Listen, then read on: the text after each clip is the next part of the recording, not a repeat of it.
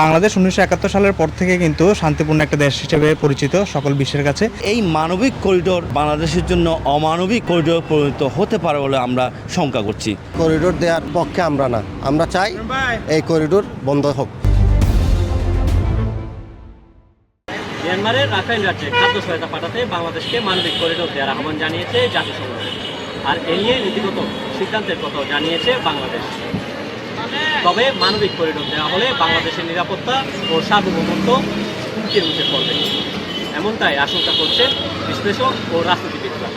কালের কণ্ঠের নিয়মিত আয়োজন জনতার কণ্ঠে আজ আমরা জানাবো এ নিয়ে কী ভাবছে সাধারণ মানুষ। আপনাদের সাথে যুক্ত আছি আমি মিশুদার। এখানে আপনারাও জানাতে পারেন আপনাদের স্বাধীন ও নিরপেক্ষ মতামত।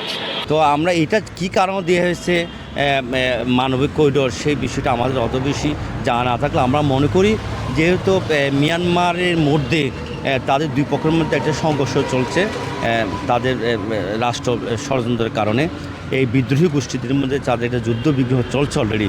এই মুহূর্তে যদি সেখানে করিডোর দেওয়া হয় বাংলাদেশের পক্ষ থেকে, তাহলে এই যুদ্ধ বিগ্রহের একটা অংশ বাংলাদেশেও পড়তে পারে। সব কিছু মিলে এই মানবিক করিডোর বাংলাদেশের জন্য অমানবিক করিডোর পরিণত হতে পারে বলে আমরা শঙ্কা করছি। বাংলাদেশ ১৯৭১ সালের পর থেকে কিন্তু শান্তিপূর্ণ একটা দেশ হিসেবে পরিচিত সকল বিশ্বের কাছে। এই মানবিক করিডোরের মাধ্যমে যাতে অন্য ধরনের সুবিধা সব কিছু ভালো হয়, কোনো ধরনের খারাপ যাতে না হয়, বাংলাদেশের উপর যাতে কোনো ধরনের এফেক্ট না আসে, এই আশাটাই ব্যক্ত করব।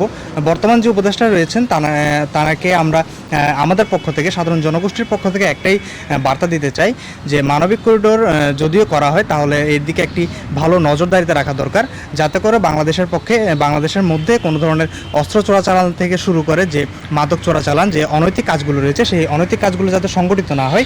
সঠিক প্যাড আর সঠিক তথ্য দিয়ে ইস্যু সামলে নিব এক হয়ে। Monalisa sanitary napkin. Myanmar Rakhine রাজ্যের সাথে বাংলাদেশের যে করিডোর দেওয়া হচ্ছে, আমরা কক্সবাজার জেলার স্থানীয় বাসিন্দা হিসেবে আমরা মনে করি ও এটা বাংলাদেশে এই ত্রাণ সহায়তার আড়ালে যে করিডোর, সেই করিডোর দিয়ে মাদক চোরাচালান, অস্ত্র চোরাচালান এবং রাখাইন রাজ্যে আরাকান রাজ্যে যে তাদের যুদ্ধ চলতেছে, স্থানীয়ভাবে যে বিদ্রোহ চলতেছে, সেই বিদ্রোহের প্রভাব আমাদের দেশে ছড়িয়ে যেতে পারে এবং অদূর ভবিষ্যতে এটা অনেকটা আমরা মনে করি ফিলিস্তিনের মতো একটা পরিবেশ, যুদ্ধক্ষেত্র, রণক্ষেত্র বাংলাদেশ সৃষ্টি হবে। তাই এই করিডোর দেওয়ার পক্ষে আমরা না, আমরা চাই এই করিডোর বন্ধ হোক। মানবিক করিডোর বাংলাদেশের জন্য অমানবিক করিডোর হতে পারে। এই করিডোরের আড়ালে মাদক চোরাচালান বেড়ে যেতে পারে, আমি অতটুকু মনে করি। এছাড়াও মায়ানমারকে যুদ্ধ চলতেছে, ওই যুদ্ধে বাংলাদেশও হওয়ার আশঙ্কা আছে। তার জন্য আমি সরকারের প্রতি অনুরোধ জানাবো ওই পথ থেকে আমরা যেন সরে আসতে পারি। মানবিক করিডোর এখানে নাম আর কাজের সাথে কোনো মিল নেই। প্রত্যেকটা সেক্টরে দেখা যাচ্ছে নাম এক ধরনের, কাজ আরেক ধরনের। এইটা মানবিক করিডোর হলো, আমি বলবো এটা মানবিক করিডোর নয়, এইটা হচ্ছে অমানবিক করিডোর। যে সিদ্ধান্ত আন্তর্জাতিক মহল নিয়েছে, আন্তর্জাতিক মহল আমাদের উপদেষ্টা মণ্ডলীদের যারা বর্তমান সরকারে আছে ওনাদেরকে ভুল বুঝাইয়ে, ভুল ইনফরমেশন দিয়ে এই করিডোর দেওয়ার জন্য উদ্বুদ্ধ করেছে।